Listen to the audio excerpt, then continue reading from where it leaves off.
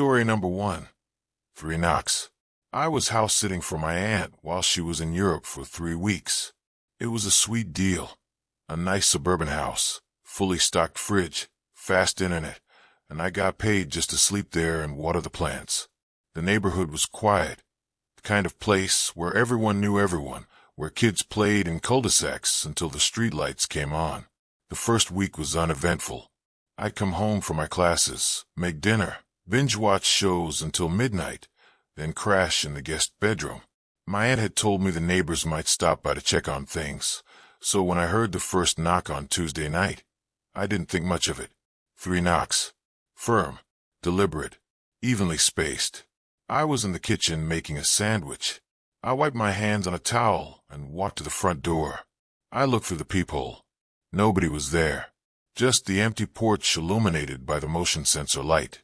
I opened the door and stepped out. The street was quiet. No cars. No people. Just the sound of sprinklers in the distance. I went back inside, convinced it was neighborhood kids playing ding-dong ditch. I locked the door and returned to my sandwich. The next night, same time, 11:47 p.m. 3 knocks. This time I was ready. I was sitting in the living room with my phone in hand. The moment I heard the knocks, I jumped up and ran to the door, throwing it open within seconds.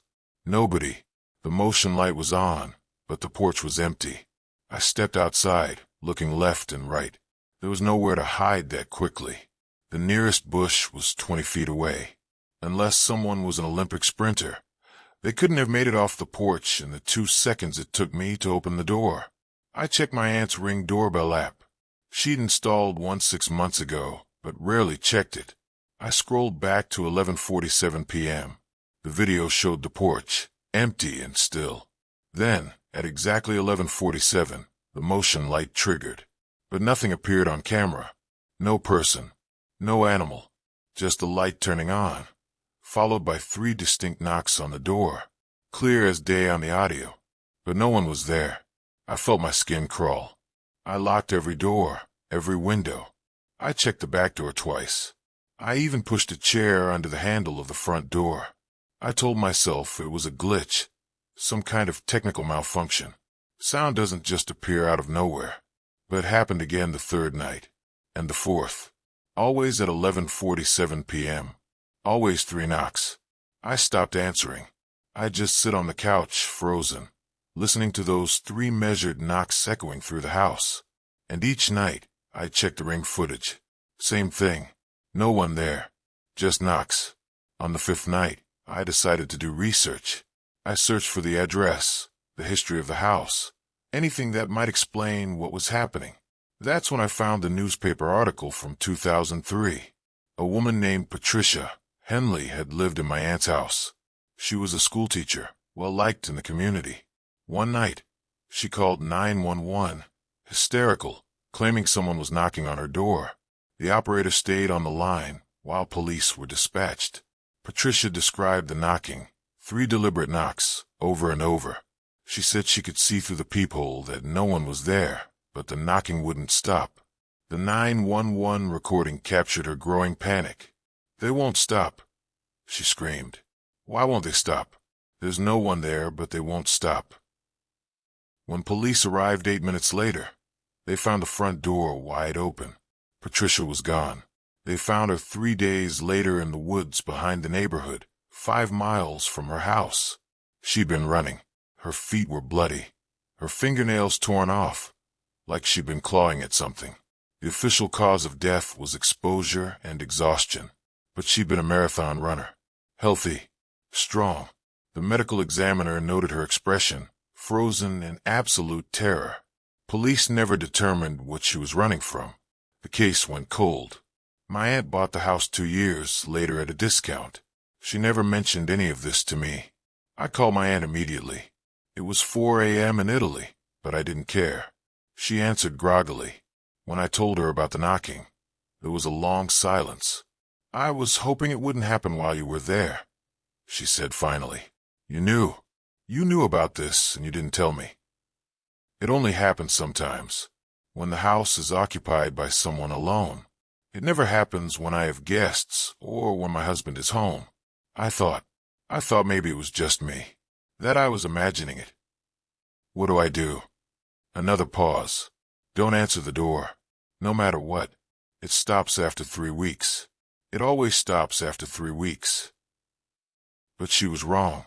That night, the knocking came at 11:47 p.m. as usual. 3 knocks. I sat on the couch, hands gripping my knees, staring at the door. The knocks echoed. Then silence. Then, for the first time, something new happened.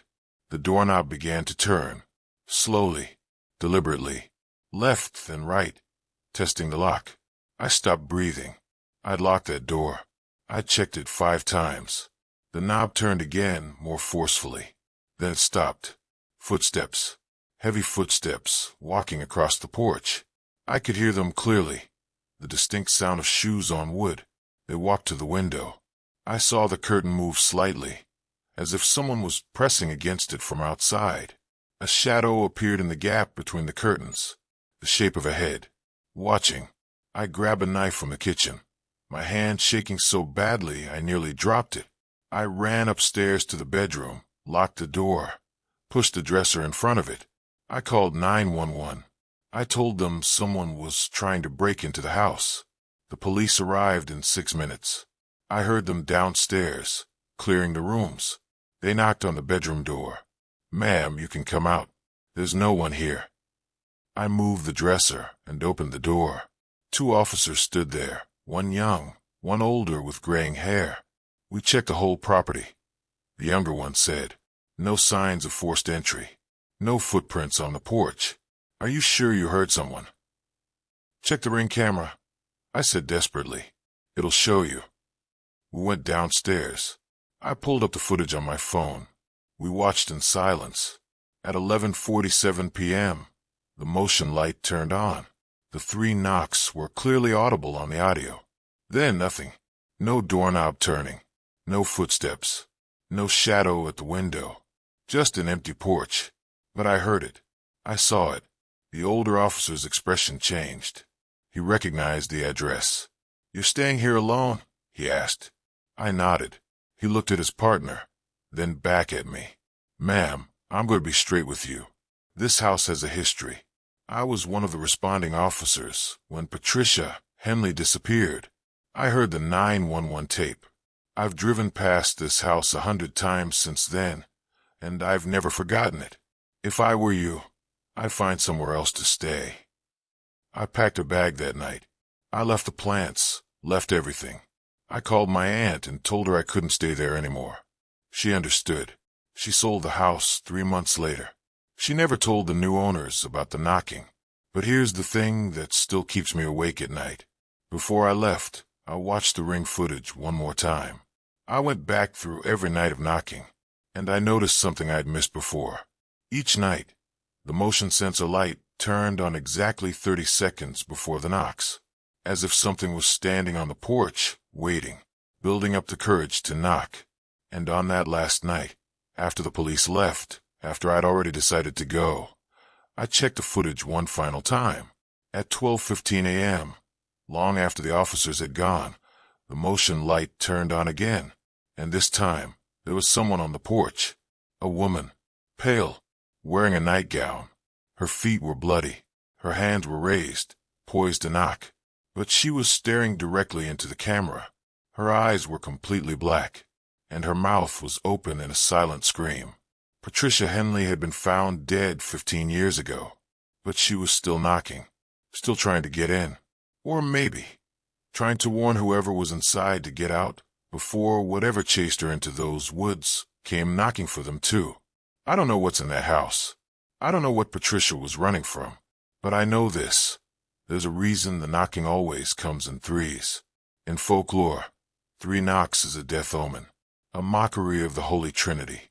It's not someone asking to come in. It's something announcing that it's already there. Story number 2. The man who knew my name. Spring break of my senior year, my roommate Jess and I rented a cheap Airbnb in Savannah. It was a historic district apartment, 3rd floor of a converted townhouse. The photos showed exposed brick, high ceilings, and a balcony overlooking one of those beautiful moss-covered squares Savannah is famous for.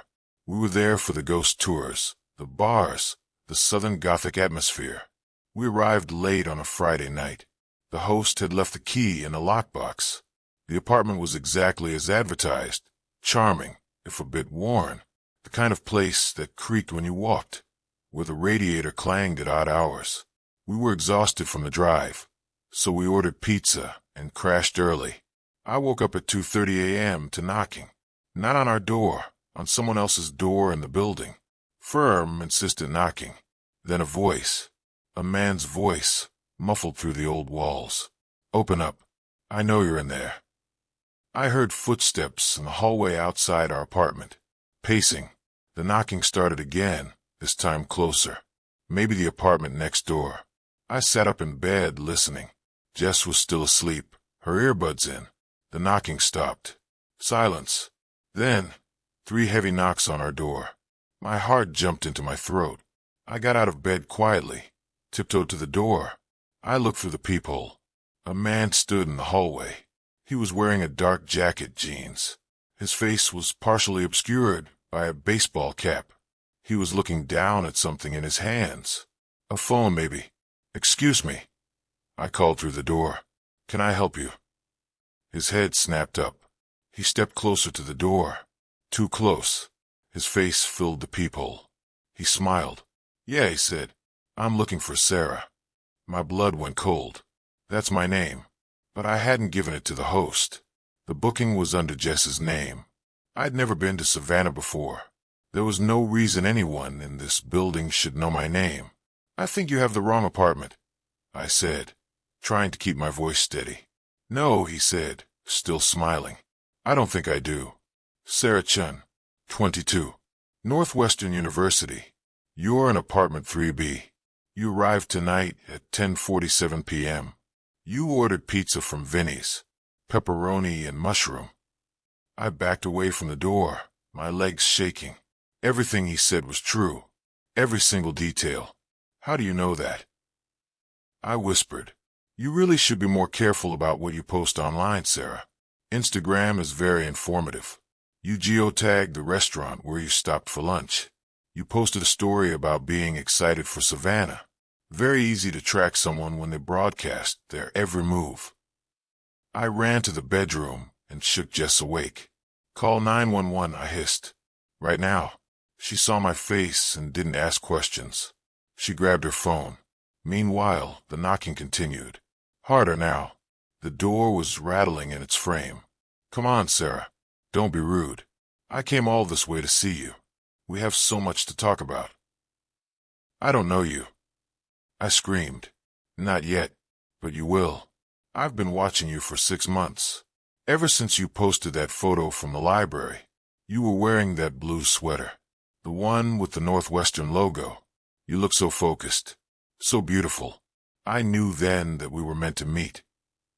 Jess was talking to 911, giving them the address. The knocking stopped. Footsteps retreated down the hallway. I heard the stairwell door open and close. "He's leaving," I told Jess. "He's going downstairs." We waited, huddled together on the bed, until we heard sirens. The police arrived and searched the building. They found no one. The other residents said they hadn't heard any knocking, hadn't seen anyone in the hallway. But the security camera at the building's entrance had caught something.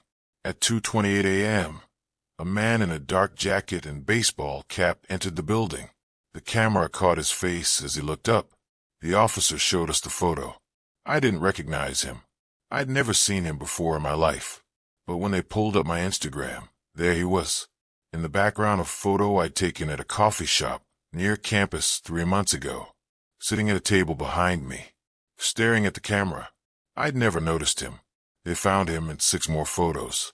Always in the background. Always watching. The police told us to pack up and leave. They'd station an officer outside while we gathered our things. We threw everything into our bags in 10 minutes. As we were walking out, the officer's radio crackled. "We've got him," a voice said. "Pulled him over 2 blocks away. He's in custody." They found a duffel bag in his car. Inside were zip ties, duct tape, a hunting knife, and a folder full of printed photos. All of me. Hundreds of them. Some taken from my social media. Others taken through windows. Through my apartment window back at school. Close-ups of me sleeping. He'd been planning this for months. The Savannah trip was just the opportunity he'd been waiting for. He'd booked the apartment next to ours. He was in 3A the whole time. He's in prison now. Stalking, attempted kidnapping, possession of burglary tools. His trial was 8 months ago. I testified. I had to see him again, sitting there in his orange jumpsuit, staring at me with that same smile. His lawyer argued he never actually touched me, never actually broke in, but the evidence was overwhelming. He got 12 years. But here's what keeps me up at night. Here's the part one never told anyone except the police. When they searched his apartment, 3A, right next door to where we were staying, they found something else. He drilled a hole in the wall between the two apartments. A tiny hole, barely visible, covered on his side by a poster. The hole looked directly into the bedroom where I'd been sleeping. He'd been watching me through the wall the entire time. Before he ever knocked on the door, he'd been inches away, on the other side of that brick, watching me sleep. I don't use social media anymore. I don't post photos, don't check in places, don't share my location. My Instagram, Twitter, everything deleted. I changed my phone number. I'm more careful now. But sometimes, late at night, I'll hear a knock. Just a random knock, a neighbor, a delivery person, doesn't matter. And I'm right back in that apartment, hearing my name spoken by a stranger, knowing that someone I'd never met had been watching me for months, knowing that he knew everything about me while I didn't even know he existed. They say the internet makes the world smaller, but also makes you visible. And you never know who's watching, who's taking screenshots, who's noting your patterns, your favorite places, your routines. 3 knocks on a door. That's all it took to turn my life into a nightmare. And the worst part? He's getting out in 8 years for good behavior. And I absolutely know, he's counting down the days. Just like he counted down the days until our paths crossed in Savannah. Some people knock on your door. Others knock to let you know they're already inside. Story number 3. The courtesy check. My girlfriend Maya and I rented a cabin in the Smoky Mountains for spring break. We wanted to disconnect. No parties, no crowds, just us and nature. The cabin was 30 minutes from the nearest town, accessible only by a winding dirt road that cut through dense forest. Perfect isolation. We arrived on Sunday afternoon. The cabin was rustic but comfortable. Stone fireplace, wraparound porch, a view of the mountains that took your breath away. The host had left a welcome basket with wine, local honey, and a handwritten note. Enjoy your stay. If you need anything, we're just down the mountain. Tom and Linda. That first night was perfect. We grilled steaks on the porch, drank wine, watched the stars. No cell service, no Wi-Fi, just the sound of wind through the pines. We went to bed early, exhausted from the drive. The knock came at 11 p.m. 3 sharp raps on the front door. Maya and I both sat up in bed. Who the hell would be out here this late? She whispered. I grabbed my phone. No service, so no way to call anyone. I got up and walked to the front room. Through the window, I could see a pickup truck parked in our driveway. Headlights still on. Someone stood on the porch. I turned on the porch light. It was a man, middle-aged, wearing a ranger uniform. He had a friendly smile and held up a badge to the window. Sorry to bother you folks, he called out. I'm with the Park Service. Just doing a courtesy check. We've had some bear activity in the area, making sure all the cabins are secured properly. I relaxed a bit. That made sense. We were in bear country. I opened the door, but kept the screen door latched. We're all good here, I said. Thanks for checking. He nodded but didn't move. Mind if I just take a quick look around the perimeter? Make sure your trash is secured. Check the door seals. Bears can smell food from miles away. Won't take but 5 minutes. Something fell off, but I couldn't place it. Maya appeared behind me, wrapping her arms around herself against the cold air coming through the screen. "It's pretty late," she said. "Can't this wait until morning?" The ranger's smile didn't waver. "Ma'am, if a bear gets into your cabin tonight, there won't be a morning worth talking about. I've seen what they can do. Just let me do my job, and I'll be out of your hair." His tone was still friendly, but there was an edge to it now, a firmness. Maya looked at me. I looked back at the ranger. He worked for the Park Service. This was probably routine. I was being paranoid. "Sure," I said. "Give us a second to put some shoes on." "No need to come out," he said quickly. "You folks stay inside where it's warm. I'll just check the exterior. Lock this door behind me, and I'll knock when I'm done." He stepped off the porch before I could respond.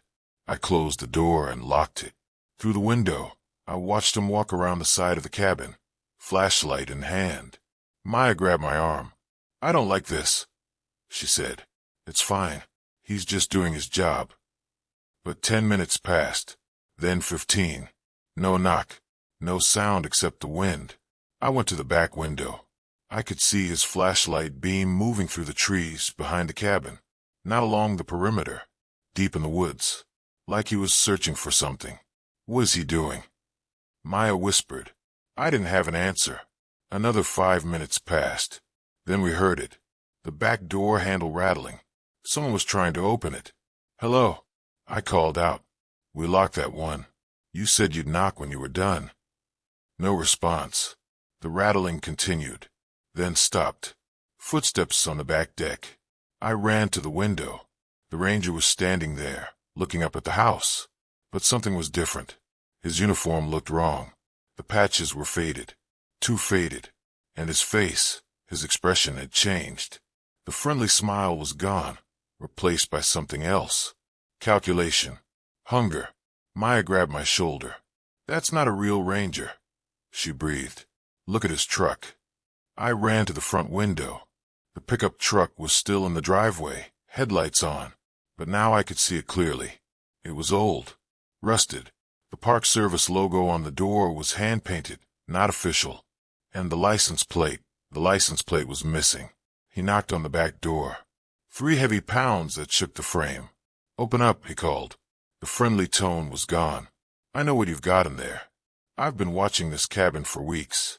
I know when renters arrive. I know they bring valuables. Cash. Jewelry. You're going to open this door and give me what I want, or I'm going to come in and take it." My hand was shaking so badly I could barely hold my phone. No service. Nowhere to call for help. We were 30 minutes from town, surrounded by miles of forest, completely alone. "We don't have anything valuable," I shouted. "We're just college kids. We don't have cash." "Bullshit. I saw the SUV you drove up in. Brand new. I saw the luggage. You've got something worth taking, and I'm not leaving without it." The back door began to shake. He was putting his weight against it. The frame was old, the lock flimsy. It wouldn't hold for long. Maya ran to the bedroom and came back with our car keys. "We run for the car," she whispered. "On 3. But when we looked out the front window, the truck had moved. It was now parked directly behind our SUV, blocking us in. He'd planned this. Every step. The fake courtesy check, the inspection of the perimeter to find the weakest entry point, blocking our escape. We were trapped. The back door splintered. I heard would crack. We ran to the front door, unlocked it, and sprinted into the darkness. We didn't head for the car. We ran into the woods, branches tearing at our clothes, roots threatening to trip us with every step. Behind us, I heard him cursing. Then his flashlight beam cut through the trees. "You can't hide out here," he shouted. "I know these woods. You'll be lost by morning, and I'll still be here waiting." We ran for what felt like hours, but was probably only 20 minutes. We found a ravine and climbed down, hiding under an overhang of rock. We huddled there, silent, barely breathing. We could see his flashlight in the distance, sweeping back and forth. We stayed there until the sun came up. When we finally climbed back to the cabin, His truck was gone. The back door was hanging open, the frame shattered. Inside, the cabin had been ransacked. Our luggage torn apart, drawers pulled out. He'd taken our laptop, Maya's jewelry, and my wallet. But we were alive. We hiked down the mountain road until we got cell service. The police came. They knew exactly who we were describing. That's Dennis Pryor, the sheriff said. He's been hitting rental cabins for 3 years. Always pretends to be a ranger. We've never been able to catch him in the act. He knows the mountains too well. Disappears for months at a time. They never found him. The cabin owner offered a refund and an apology. Said it had never happened before. But when I researched it later, I found 3 other couples who'd reported similar incidents in the area. All the same story. A knock at the door. A fake ranger. A courtesy check that turned into a nightmare. We cut our trip short and drove home that day. I couldn't stay there. Couldn't sleep knowing that somewhere in those mountains, he was still out there, still knocking on doors, still smiling that friendly smile while he planned his next robbery. But here's the thing that haunts me. When the police searched the cabin, they found something we'd missed in our panic. On the wall of the bedroom where we'd been sleeping, written in pencil behind the headboard where you'd only see it if you moved the bed, was a message. I've been inside before. I'll be inside again. Lock your doors. It won't matter. Below it were tally marks. 17 sets. 17 times he'd broken into that cabin. The owners either didn't know or didn't care. They kept renting it out. Kept sending people like us into his trap. We reported it. The listing was taken down. But I still think about it. How many other cabins in those mountains have the same message scrawled behind furniture? How many other couples are out there right now, hearing a knock at the door, being greeted by a friendly smile and a fake badge, a courtesy check? That's all he called it. A few minutes of your time for your own safety. And by the time you realize what's really happening, he's already circled your cabin, already found your weak points, already blocked your escape. 3 knocks on the door. That's all it takes. And in those isolated mountains, where the nearest neighbor's miles away and cell service is a luxury, 3 knocks might as well be a death sentence. We were lucky. We ran. But I wonder about the ones who didn't. The ones who opened the door. The ones who let him inside. The sheriff said they found evidence of assaults. Worse. But without bodies, without witnesses willing to come forward, there was nothing they could prosecute. Dennis Pryor was still out there. Still knocking. And somewhere, right now, someone is hearing those 3 knocks. Someone is seeing that friendly smile. Someone is thinking, it's just a ranger. He's just doing his job. By the time they realize the truth, it'll be too late.